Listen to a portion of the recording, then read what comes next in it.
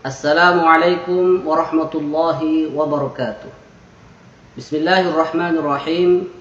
Alhamdulillahilladzi nahmaduhu wa nasta'inuhu wa nastaghfiruhu wa nastahdihi wa na'udzu billahi min shururi anfusina wa sayyiati a'malina. May yahdihillahu fala mudilla lahu wa may yudlil fala hadiya lahu.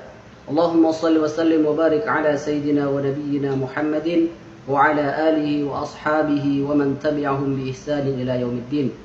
Amma ba'du, ikhwatil kiram rahimakumullah. Insyaallah pada kesempatan kali ini kita akan mengaji bersama bab mengenai sabar. Sabar itu secara bahasa sebagaimana disebutkan oleh Imam Ar-Raghib dalam kitabnya Mufradatul Quran. Beliau berkata, as-sabru al-imsaku fi dhiqin. Sabar itu adalah menahan di dalam kesempitan. Jadi kalau ada yang mengatakan sabartud dabbata ay habastuha bighairi alafin. Saya menahan atau mengurung hewan tanpa memberinya makan. Artinya al-imsaku fi dhiqin, menahan dalam kesulitan, membiarkannya tanpa makanan. Sabartud dabbata, menahan hewan tanpa diberi makan. Itu arti secara bahasa. Kemudian arti secara istilah beliau mengatakan habsun nafsi ala ma yaqtadihi al-aql wa syar'u. Bahwa sabar itu adalah menahan diri sesuai, biar tetap sesuai dengan akal dan aturan syariat. Itu artinya sabar secara istilah. Hukum dari sabar itu sendiri adalah wajib berdasarkan ijma' ulama. Perintah sabar dalam Al-Quran ada disebutkan di beberapa tempat, diantaranya yang disebutkan dalam surah Ali Imran. Allah Subhanahu wa taala berfirman, A'udzu billahi minasyaitonir rajim, ya ayyuhalladzina amanu sabiru wa sabiru wa rabitu wattaqullaha la'allakum tuflihun. Wahai orang-orang yang beriman, bersabarlah kalian dan berusahalah untuk bersabar, dan lakukanlah ribat, dan bertakwalah kepada Allah Subhanahu wa taala agar kalian beruntung. Itu diantara ayat tentang perintah bersabar.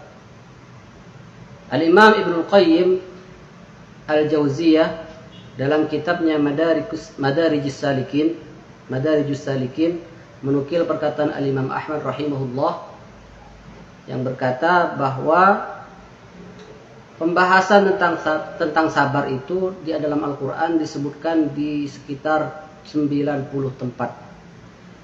Itu yang dikatakan oleh Al-Imam Ahmad, dinukil oleh Al-Imam Ibnu Qayyim Al-Jauziyah dalam kitabnya Madarijus Salikin. Kemudian mengenai keutamaan bersabar ini juga banyak juga disebutkan dalam Al-Quran. Di antaranya yang disebutkan dalam surah Az-Zumar ayat ke-10. Allah Subhanahu wa taala berfirman, innama yuwaffas sabiruna ajrahum bighairi hisab. Sungguh hanyalah orang yang bersabarlah yang akan ditunaikan, dilunaskan pahalanya bighairi hisab, tanpa dihitung atau tanpa dikira-kira, tanpa batasan. Al-Imam As-Sa'labi dalam kitab tafsirnya, beliau menyebutkan sebuah riwayat yang menjelaskan bahwa esok di hari kiamat Allah menghadirkan beberapa timbangan, lalu kemudian didatangkanlah ahli sholat, ditimbang amalan sholatnya. Begitupun ahli sedekah, ditimbang sedekahnya. Lalu dilunasi semua itu sesuai dengan timbangannya. Kemudian didatangkan juga ahli haji, juga dilunasi pahala hajinya. Kemudian didatangkan ahlil bala, yu'ta bi ahlil bala, orang-orang yang saat di dunia mereka diuji dan mereka bersabar. Lalu timbangan tadi itu sudah enggak mampu lagi menimbang. Jadi bergoyang saking besarnya pahala dari kesabaran itu, sehingga disebutkan dalam riwayat itu hatta yatamanna ahlul afiyati fid dunya an ajsamahum tuqradu bil maqarib. Sehingga orang-orang yang saat hidupnya tidak mengalami ujian yang besar, mereka berharap badan mereka digunting. Digunting saat di hidup dunia, biar merasakan betapa besarnya pahala kesabaran ketika mereka melihat pahala kesabaran itu sedang ditimbang. Ikhwatul kiram rahimakumullah. Begitu besar pahala kesabaran ini, maka pantas kiranya memang orang-orang yang sabar ini adalah orang-orang yang spesial. Bahkan dalam sebuah ayat disebutkan juga di surat Ali Imran, wabashiris sabirin. Ya, di surat Al-Baqarah, wabashiris sabirin, beri kabar gembira orang-orang yang sabar. Jadi orang-orang yang sabar itu sudah dikasih kabar gembira ketika mereka hidup. Asal mau bersabar di dunia ini, sengsara hanya sementara, nanti bahagia akan selama-lamanya ketika di akhirat mendapatkan pahala kesabarannya. Ikhwatul kiram rahimakumullah. Kemudian jenis-jenis sabar ini sendiri para ulama mengatakan setidaknya ada 3 macam kesabaran. Yang pertama, sabar menjalankan ketaatan, sabar menjalankan perintah Allah Subhanahu wa taala. Kemudian yang kedua, sabar menjauhi larangan Allah Subhanahu wa taala. Kemudian yang ketiga, sabar menghadapi ujian-ujian kehidupan. Jadi musibah termasuk diantaranya. Itu 3 macam sabar yang disampaikan oleh para ulama. Di antara contoh sabar dalam menjalankan perintah Allah Subhanahu wa taala, semisal kita sholat, kita laksanakan sholat dengan secara khusyuk, tidak terburu-buru, bersabar menunaikan rukun-rukun sholat, sunnah-sunnahnya dengan secara sempurna. Itu adalah termasuk bagian dari kesabaran menjalankan perintah Allah Subhanahu wa ta'ala. Begitupun dalam rumah tangga, sebagai seorang kepala keluarga, seorang suami juga harus bersabar dalam muasyarah atau menggauli keluarganya. Ya, bahkan kata para ulama, sebutkan dalam kitab Ihya, Imam Al-Ghazali mengatakan suami yang bersabar terhadap ocehan istrinya itu juga bisa menjadi tanda-tanda kewaliannya. Sebutkan as-sabru ala lisanin nisa mimma yumtahanu bihil awliya. Jadi tanda-tanda wali itu biasanya diuji dengan omongan istri. Ya, tanda-tanda wali itu diuji dengan omongan, ocehan, omelan istrinya. Begitupun Al-Imam Asy-Sya'rani dalam kitab Lawaqihul Anwar, beliau menukil dari gurunya Syekh Ali Al-Khawas, beliau mengatakan qalla ahadun minal awliya illa wa huwa tahta hukmi imra'atihi tu'dhihi bilisaniha wa biaf'aliha. Sangat sedikit sekali wali itu kecuali dia berada di bawah pengaturan istrinya, di bawah kendali istrinya. Bahkan sering disakiti oleh istrinya baik dengan lisannya maupun dengan perbuatannya. Jadi buat suami-suami kepala keluarga harap bersabar jika Allah takdirkan punya istri yang hobi berbicara, hobi ngomel. Karena itu bisa jadi Allah jadikan perantara buat menaikkan derajat kita sebagai seorang suami. Itulah pentingnya bersabar menjalankan perintah Allah Subhanahu wa ta'ala. Kemudian di antara contoh sabar meninggalkan kemaksiatan, ya sabar ya tidak bermaksiat kepada Allah, tidak melanggar perintah Allah, tidak melakukan hal-hal yang diharamkan oleh Allah Subhanahu wa ta'ala. Banyak sekali contohnya dengan godaan-godaan yang semakin hari semakin banyak kita lihat di medsos, begitu banyak sekali ya maksiat-maksiat bergentayangan, maka diperlukan sabar untuk menundukkan pandangan kita. Ikhwatil kiram rahimakumullah. Kemudian sabar yang ketiga yaitu sabar dalam menghadapi ujian kehidupan. Di antara ujian kehidupan itu yaitu sabar ketika diuji dengan sakit atau diuji dengan sebuah penyakit, sebuah pandemi atau sebuah penyakit yang menular.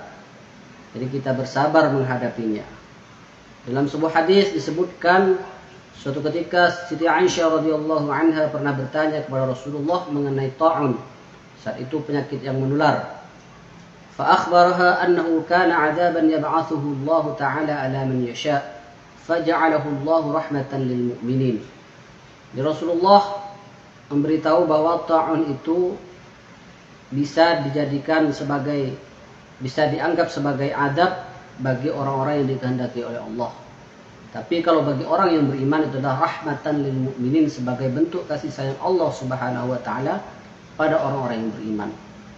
Falaisa min 'abdin yaqa'u fit ta'un, tidak ada seorang hamba yang di situ ada ta'un fayamkusu fi baladihi sabiran, lalu dia berdiam di negaranya, di negerinya, sabiran, dengan bersabar, dalam keadaan bersabar, muhtasiban, serta berharap ridha Allah Subhanahu wa taala, ya'lamu annahu la yusibuhu illa ma kataballahu lahu, dan dia yakin bahwa tidak ada yang menimpanya kecuali hal-hal yang sudah Allah tetapkan untuknya, illa kana lahu mithlu ajri syahid, kecuali baginya pahala orang mati syahid. Rawahul Bukhari, hadis diriwayatkan oleh Imam Bukhari. Begitu besar pahala sabar menghadapi ujian berupa sakit. Di hadis lain yang diriwayatkan oleh Abu Sa'id dan Abu Hurairah radhiyallahu anhuma, Rasulullah sallallahu alaihi wasallam bersabda, "Ma yusibul muslima min nasabin wala wasabin wala hammin wala hazanin wala adan wala ghammin hatta asy-syaukati yushakuha illa kaffarallahu biha khatayahu." Muttafaqun alaih. Tidak menimpa seorang muslim min nasabin, kelelahan, wala wasabin, sakit yang berkepanjangan, wala hammin, kegalauan, wala hazanin, kesedihan, wala adan, perlakuan tidak baik dari orang lain, wala ghammin, kegelisahan, hatta syaukati yushakuha, hingga duri yang menusuknya, illa kaffarallahu biha khatayahu, kecuali Allah jadikan asbab itu semua terleburnya dosa-dosanya. Hadis muttafaq alaih. Begitu besar keutamaan bersabar menghadapi ujian-ujian kehidupan, sehingga menjadi pelebur dosa-dosa yang kita lakukan.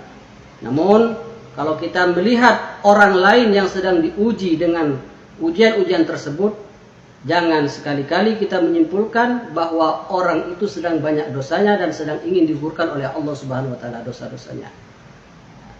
Tidak, karena ujian itu bukan berarti orang itu punya dosa.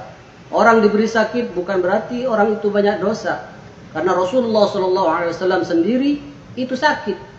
Dan bukan berarti Rasulullah SAW sedang banyak dosa.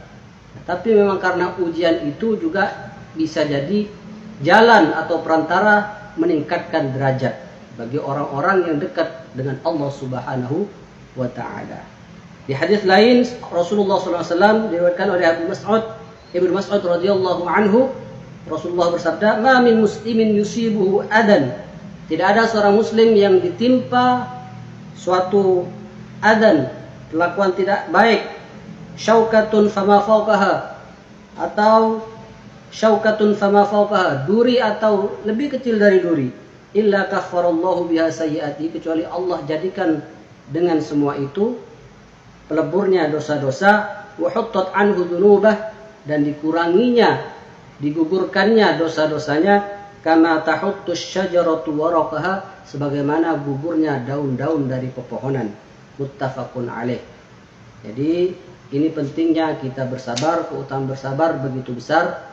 Maka yang sedang ditimpa ujian-ujian kehidupan, bersabarlah, sungguh pahala Allah Subhanahu wa taala sangat besar. Ikhwatil kiram rahimakumullah. Ujian kehidupan di dunia ini hanyalah sementara. Dan kalau kita mau lebih sadar lagi, sebenarnya ujian kehidupan dunia itu tidak semuanya disebut musibah. Bahkan para ulama mengatakan bahwa ujian yang bisa menambah kedekatanmu terhadap Rabbmu pada Tuhan itu adalah anugerah. Sebaliknya kenikmatan yang semakin menjauhkan dirimu dari Tuhan itu adalah musibah. Jadi ujian yang sebenarnya itu bukan hanya berupa ujian kesempitan, kesulitan, tapi ujian berupa kelapangan itu juga jauh sebenarnya lebih berat dan dibutuhkan juga kesabaran. Ya, sabar saat miskin itu sabar menahan lapar, tapi sabar ketika kaya itu adalah menahan untuk tidak menginfakkan harta di jalan hal-hal yang diharamkan oleh Allah Subhanahu wa taala. Kemudian ada sebuah hadis sebagai penutup, sebuah riwayat menyebutkan bahwa seorang hamba yang Allah Subhanahu wa taala takdirkan mendapatkan manzilah, mendapatkan pangkat atau kedudukan di sisi Allah yang tinggi, namun hamba itu tidak dapat mencapai pangkat tersebut dengan amalnya, maka Allah akan berikan pada hamba itu ujian. Ya, ujian fi jasadihi, di badannya diberikan sakit, au fi malihi, atau di hartanya kekurangan harta, au fi waladihi, ataupun ujian di anak keturunannya, summa sabarah ala dzalik, kemudian dia sabar, dan dengan kesabaran itulah dia mencapai derajat manzilah yang dijanjikan oleh Allah Subhanahu wa taala. Ikhwatul kiram rahimakumullah. Demikian kajian kita mengenai bab sabar. Mudah-mudahan kita semua diberikan kesabaran oleh Allah Subhanahu wa taala, baik kesabaran dalam menjalankan ketaatan, menjalankan perintah Allah Subhanahu wa taala, sabar dalam menjauhi larangan-larangan Allah Subhanahu wa taala, dan sabar dalam menghadapi ujian-ujian kehidupan. Demikian, kurang lebihnya mohon maaf. Sampai jumpa di video kajian berikutnya. Akhirul kalam, ihdinas siratal mustaqim. Wassalamualaikum warahmatullahi wabarakatuh.